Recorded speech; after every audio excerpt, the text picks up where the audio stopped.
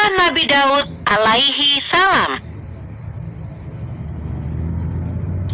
Setelah Nabi Musa dan Nabi Harun wafat, kaum Bani Israel dipimpin oleh Yusya. Yusya merupakan pengikut Nabi Musa dan Nabi Harun yang taat. Semasa hidupnya, ia berusaha untuk meneruskan ajaran nabinya. Namun, setelah Yusya wafat, kaum Bani Israel kembali pada kesesatan.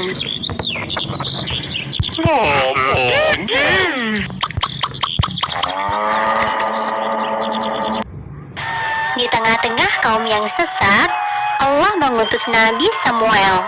Di masa kepemimpinan Nabi Samuel, kaum Bani Israel berhasil disatukan. Perbudakan, pemerasan, dan penindasan sudah jauh berkurang. Nabi Samuel lantas mengangkat Talut menjadi seorang raja.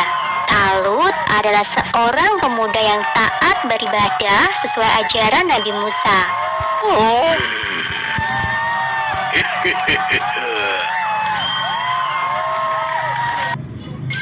Setelah diangkat menjadi raja, Talut menghimpun kekuatan Bani Israel. Ia menyerukan kepada rakyatnya untuk bergabung menjadi prajurit kerajaan. Seruan Raja Talut sampai di kota Bethlehem, tempat tinggal Daud kecil. Daud kemudian bergabung sebagai prajurit Bani Israel. Saat itu, usia Daud masih belasan tahun, dan senjata andalannya hanyalah ketapel yang biasa ia gunakan untuk menggembala domba. Sesungguhnya, Daud masih keturunan Nabi Yakub.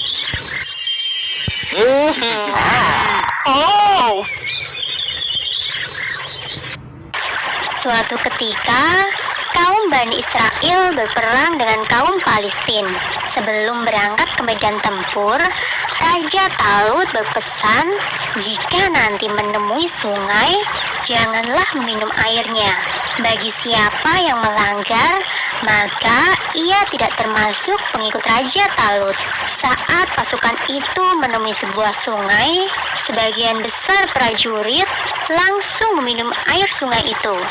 Sebagian lainnya tetap mematuhi larangan sang raja. Daud termasuk dalam orang-orang yang mematuhi raja mereka.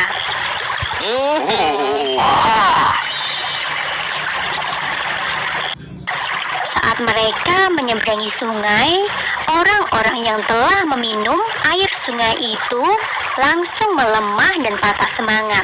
Sedangkan mereka yang menuruti perintah raja tetap bersemangat tinggi dan siap untuk berperang.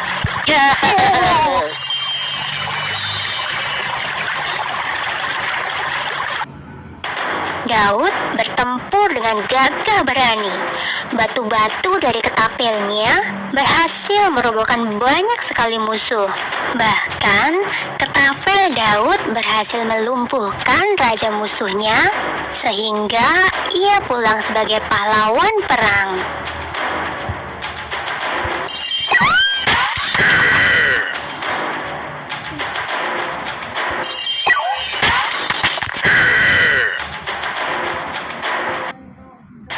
Atas keberhasilannya mengalahkan raja musuh, Daud diangkat sebagai panglima perang meskipun ia masih kecil. Seiring waktu, Daud semakin populer di kalangan kaum Bani Israel. Hal ini sempat membuat Raja Talut membenci Daud dan berniat untuk mencelakakan Daud. Ia takut jika Daud merebut tahtanya.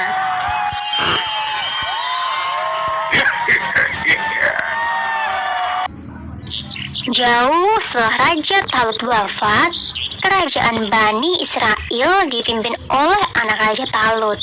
Ia memimpin dengan tidak adil. Hal ini menimbulkan perpecahan di dalam kerajaan. Banyak di antara rakyat Bani Israel menghendaki Daud menjadi raja. Maka diangkatlah Daud sebagai raja. Ia memerintah dengan sangat adil. Sifat Daud yang santun semakin membuat rakyat menyukainya.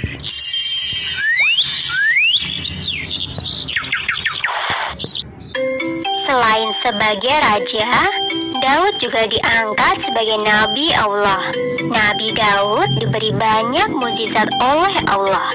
Di antaranya adalah mampu memerintahkan gunung dan burung untuk bertasbih, dapat melunakkan besi dengan tangan kosong, dikaruniai kecerdasan yang luar biasa, dan mukjizat yang paling besar adalah diberikannya kitab Zabur sebagai tuntunan dan pedoman dalam beribadah kepada Allah.